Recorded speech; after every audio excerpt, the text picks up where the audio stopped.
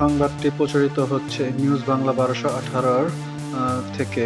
তো save exist নিয়ে কথা বললেন নাহিদ, তো উপদেষ্টারা ফেঁসে যাচ্ছে। তো এই প্রসঙ্গে চলুন মূল অনেক উপদেষ্টা তাদের নিজেদের আখের গুছিয়েছে অথবা গণ অভ্যুত্থানের সাথে বিট্রে করেছে। কোথায় সেভ এক্সিট নিবে? পৃথিবীতে সেভ এক্সিট নেওয়ার একটাই জায়গা, সেটা হচ্ছে মৃত্যু।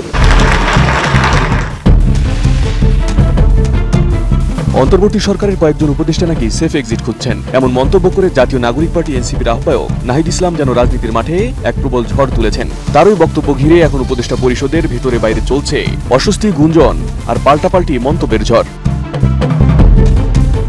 সাম্প্রতিক সময়ে দেশের একটি বেসরকারি টেলিভিশনকে দেওয়া সাক্ষাৎকারে নাহিদ ইসলাম বলেন, উপদেষ্টাদের অনেকেই বিভিন্ন রাজনৈতিক দলের সঙ্গে লিয়াজু করে ফেলেছে, তাদের নিজেদের সেফ এক্সিটের কথা ভাবছে, সময় মতো তাদের নাম প্রকাশ করার কথাও জানান তিনি। যারা উপদেষ্টা হয়েছে তাদের অনেকে বিশ্বাস করে না, আমাদের অবশ্যই ভুল হয়েছিল। অনেক উপদেষ্টা তাদের নিজেদের আখের গুছিয়েছে অথবা গণ অভ্যুত্থানের সাথে বিট্রে করেছে। আমরা যখন সময় আসবে এদের নাম আমরা উন্মুক্ত করব।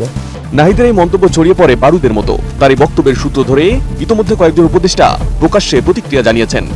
সেফ এক্সিট নিয়ে নানান কথাবার্তা হচ্ছে, তো আমরা উপদেষ্টারা খুব নিশ্চিতভাবে জানি আমাদের কারো কোনো সেফ এক্সিটের প্রয়োজন নাই। তবে বাংলাদেশের জাতি হিসাবে আমাদের সেফ এক্সিটের প্রয়োজন আছে। আমার ছেলে মেয়ে সবই দেশে, আমরা তো নিজেরা সেফ এক্সিট চাচ্ছি না, অর্থাৎ আমি এই দেশেই থাকবো, স্বাভাবিক এক্সিট। হাসান নাহিদ ইসলামকে তথ্য প্রমাণ সহ বক্তব্য উপস্থাপনের আহ্বান জানিয়েছেন। নাহিদ ইসলাম কেন কোন কথা বললেন, উনি যে নামগুলো প্রকাশ করেননি, যে আলোচনার বিষয়গুলো প্রকাশ করেননি, সেটা নিয়ে আমি কেমন করে মন্তব্য করব বলেন? এটা উনি অভিমান থেকে বলেছেন নাকি এটা উনি আসলে ওনার কোনো একটা ব্যাপারে গ্রিভেন্স আছে? এই বিষয়গুলো পরিষ্কার উনাকে করতে হবে। উনি যদি কখনো কোনো বিষয় পরিষ্কার করেন তখন সেটা নিয়ে সরকারের বক্তব্যের কথা আসে, তার আগে তো সরকারের বক্তব্যের কোনো সুযোগ নেই। এনসিপির শীর্ষ নেতারা বলছেন, বিষয়টি নিছক রাজনৈতিক বক্তব্য নয়, বরং বাস্তবতার প্রতিফলন। নেতারা বলছেন, সেফ এক্সিট চা উপদেষ্টাদের নামের তালিকা ইতোমধ্যে দলের হাতে এসেছে। দলের এক শীর্ষ নেতা গণমাধ্যমকে বলেন, কে কোন দলের সঙ্গে হাত মিলিয়ে নিরাপদে সরে পড়তে চাইছেন সেই তথ্য প্রকাশ্যে আনবে এনসিপি। এখন সময় এসেছে জাতির সামনে সত্য উন্মোচনের। দলের শীর্ষ নেতারা বলছেন, নাহিদ ইসলাম নিজে উপদেষ্টা পরিষদে ছিলেন, তাই সরকারের ভেতর থেকে তিনি অনেকের ভূমিকা খুব কাছ থেকে দেখেছেন। তার বক্তব্য নিছক গুজব নয়, বরং পর্যবেক্ষণ থেকে বলা।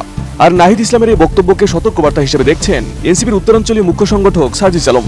যখন আমাদের কাছে এই বিষয়গুলো বিভিন্ন দিক থেকে প্রতিফলিত হয়, তখন আমরা মনে করি যে তাদেরকে সতর্ক করার সময় হয়েছে, এবং সেই সতর্কই আমাদের আহ্বায়ক আমাদের এনসিপির পক্ষ থেকে অভ্যুত্থানের একজন প্রতিনিধি হিসেবে এবং এক দফার ঘোষক হিসেবে তিনি এই সতর্কতা করেছেন। নোভা এলইডি টিভি, ঝকঝকে ছবি, নিখুঁত শব্দ, 5 বছরের ওয়ারেন্টি। নোভা মানে সঠিক মান, নিশ্চিত সেবা। এনসিপি নেতাদের অভিযোগ, অভ্যুত্থানের অগ্রভাগে থাকা তরুণ নেতৃত্ব আজ উপেক্ষিত। তাদের দাবি, 24 জুলাইয়ের যোদ্ধারা পুরনো রাজনৈতিক এস্টাবলিশমেন্টের হাতে প্রতারিত হচ্ছে। সরকার এখন একটি নির্দিষ্ট দলকে ক্ষমতায় বসানোর দিকেই কাজ করছে।